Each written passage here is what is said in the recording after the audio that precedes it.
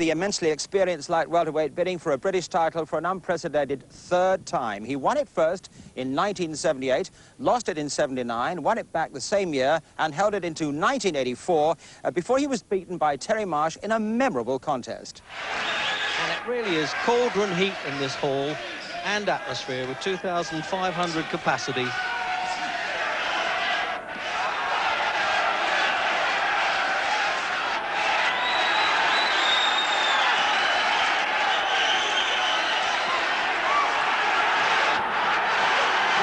Championship fight this is turning out now, because McKenzie knows he's got to dig those heels in and get the punches going. Yes, that fight 2 years ago was a tremendous contest. Let's hope we have another one like it this afternoon. The resilient Clinton McKenzie then back in British Championship action. His opponent this afternoon, Leicester's Tony McKenzie, who wins this fight because he won the eliminator against Mickey Harris back in May. Both fighters going for the vacant British light welterweight title, a title vacated by Tony Lang. So the fighters are now in the ring. Let us go inside the big top and join our ringside partnership of Jim Watt, the former lightweight champion of the world, and our commentator, Reg Guttridge. So, good afternoon then, and there's the fighters now really shaping up in the gold trunks there. There he is, Clinton McKenzie, and there's the rundown. One of the most experienced pros around, isn't he? Seems to have been champion on and off forever, this fella from Croydon. And Tony McKenzie from Leicester, he's only 23, and as you say, as you see there, it's lost only 3 of 16 and in good form at the moment.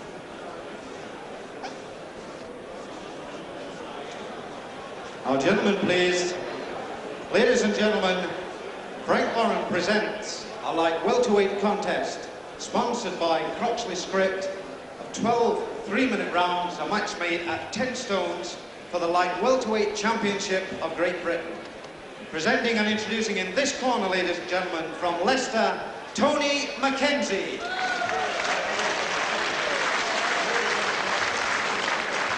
And from Croydon, ladies and gentlemen, Clinton McKenzie.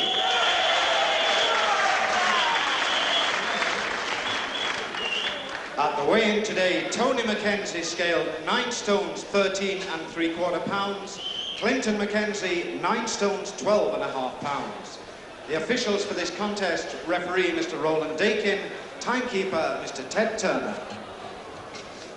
So there it is, Roland Dakin from publican actually, from Caversham in Berkshire, one of the well-known referees on the circuit. And Clinton McKenzie there got Dennis Reed in his corner, and McKenzie's Ken Squires, who works with Tony Simpson. First meeting between these two, and it's not going to be a commentator's nightmare, McKenzie, because from now on it's Clinton in the gold and Tony with the black striped tangerine trunks. And just to make it easier, of course, Clinton is the right-hand forward southpaw.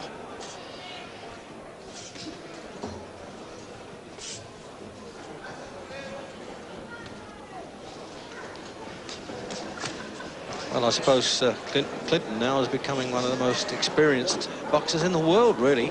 Montreal Olympics, he fought the Sugar Ray Leonard, whatever happened to him, and he took points distance there, but in one of them, the judge only went 59-58 in Leonard's favour.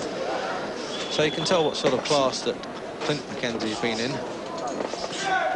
But Tony McKenzie, I must say, on top of his game, really fancies his chance here, and he had to fight an official Board of Control ordered eliminator against Michael Harris last May, 10-rounder, to make sure that he got a title shot. But then Tony Lang decided to vacate the championship after very much a photo finish against Clinton at the Albert Hall.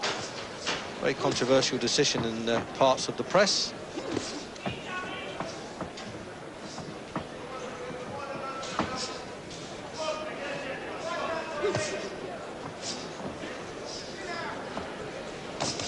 As far as I know, they're not directly related, but another boxer, Lee McKenzie, talks about having a first cousin and a second cousin fighting each other here, so that only adds to the confusion of the names being the same, and the trunk's really not that different either.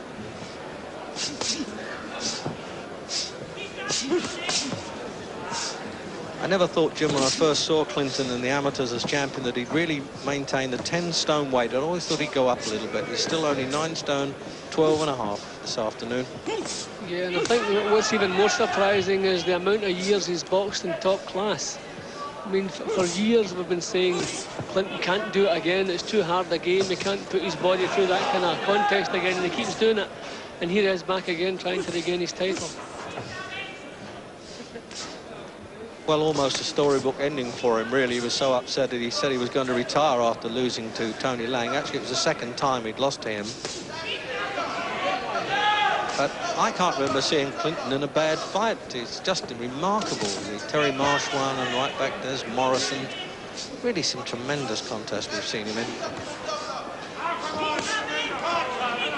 See, Clinton's an aggressive boxer, but he doesn't carry a big one-punch knockout.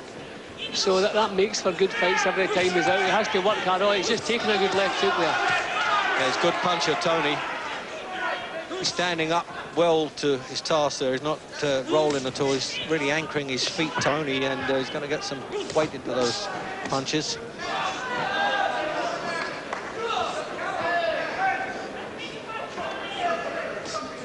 Well, off to a good start. Haven't wasted any time getting the hard punches off in the opening round.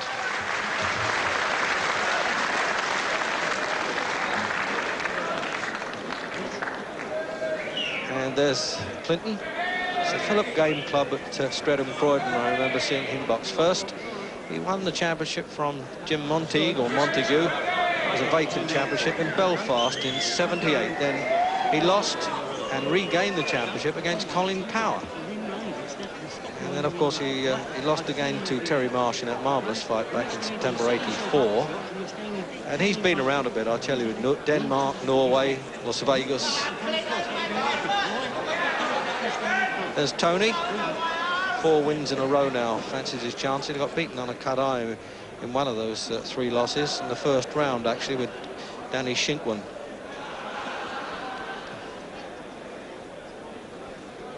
Stand out. Round 2. Into the second, and this championship fight scheduled for 12 rounds.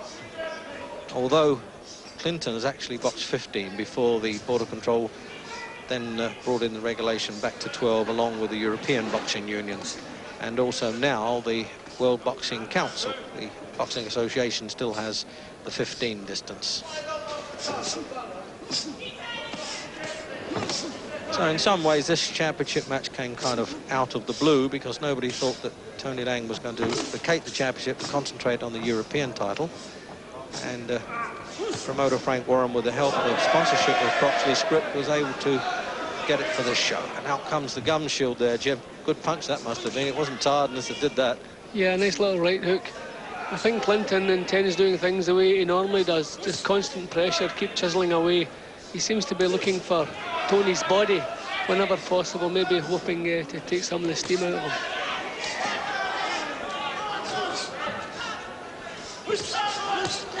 Strong man, Tony, though, isn't he? He really is.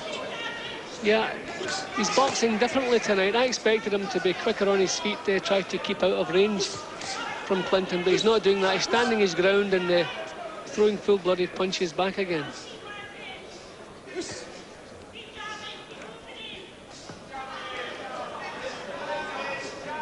Yeah, I can see that. He probably wants to match Clinton punch for punch. That's the good way of doing it. He's always taken a good punch well, though. Always absorbed one, Clinton. But he's maybe getting hit just that bit more in the veteran stage of his career, Jim, than early on, eh? Yeah, I would agree with that.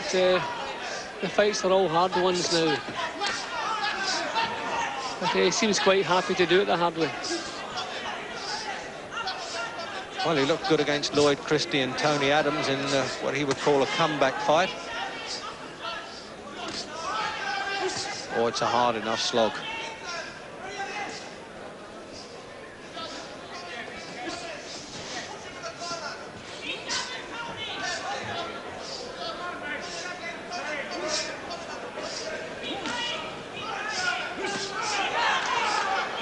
So determined to get in, Clinton. I just think he's eating up a few punches he shouldn't be taking.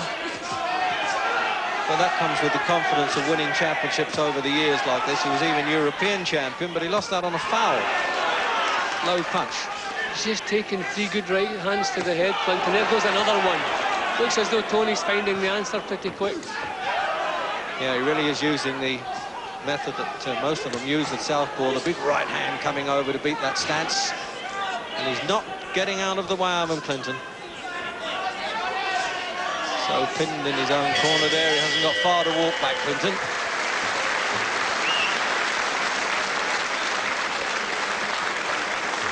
So there's referee Dakin, they're scoring each round. They don't hand the each round papers in as they do in the World Championship fights. And ignoring Sarah on his right there, the referee, and quite rightly so, getting on with his job. Overhead camera in the replay, Jim, this is where the big right hands were coming in there. Yeah, it was as though Tony just found the answer. He stood his ground, let Clinton come forward, bang, over went the right hand. I think he landed about 4 cleanly. Clinton managed to get inside that one, but you see he's looking for it again. There it goes. Yeah, I wonder maybe in this round if he'll try to pick up where he left off. There goes another one.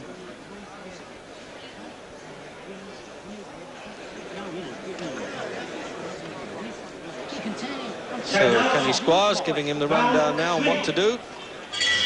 Round 3. And there's a lot of solid punches going in on this British Championship fight, I promise you, particularly from Tony McKenzie in that round. And if you're late joining us, that's because they're both called McKenzie, so we're calling them Clinton and Tony. They're very impersonal today.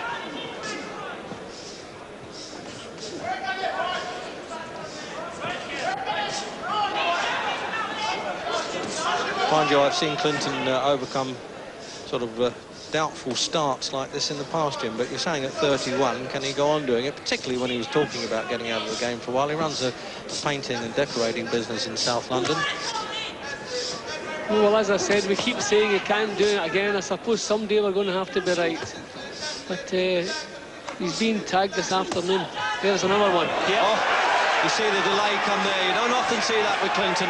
He knew he'd taken a whack, but he didn't want to move, and then his body betrayed him there, and he had to go. In the third.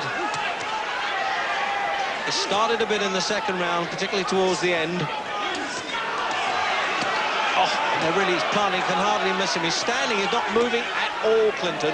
What a brave fellow he is. I've really always respected the way he stands there and trades. He did it with Ray Leonard when he was an amateur, and he's still doing it at his age.